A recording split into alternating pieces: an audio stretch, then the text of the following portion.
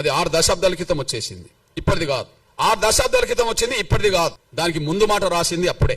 నేను ఇప్పుడు మీకు చూపెడుతున్న పుస్తకం ఈ రోజు రాసుకున్నది కాదు. ఇప్పుడు ఆ మేధావి కోక సుబ్బారావు అనేటైనా అమాయకుడు కాదు, నిరక్షరాస్యుడు కాదు. ఇప్పుడు ఇచ్చిన సుప్రీంకోర్టు జడ్జిల కంటే పై హోదాలో ఉన్న వ్యక్తి. అతను చీఫ్ జస్టిస్ గా పనిచేసిన వ్యక్తి. ఈ దేశ కుల వ్యవస్థ గురించి రాస్తూ ముందు మాట, డాక్టర్ అంబేద్కర్ జీవిత చరిత్రకు ముందు మాట రాస్తూ ఏమన్నాడో ఒకసారి గుర్తు చేసుకుందాం. ఆయన మన తెలుగు ప్రముఖుడే, ఉన్నత వర్గాలకు సంబంధించిన వ్యక్తి వెలమ. ఆయన ఏం మాట్లాడిండో చదివినిపిస్తా. హిందూ మతానికి కులతత్వం ఒక వినాశ హేతువు. కులతత్వానికి రాజ్యాంగ చట్టంలో ఎలాంటి ప్రసక్తి లేకపోయినా అది ఏదో ఒక రూపంలో తాండవిస్తూనే ఉంది.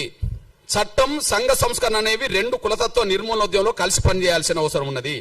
కుల వివక్షత పాటించద్దని చట్టం చెప్తున్నది, కానీ కుల వివక్షత పాటించద్దని ప్రధానంగా రాజకీయ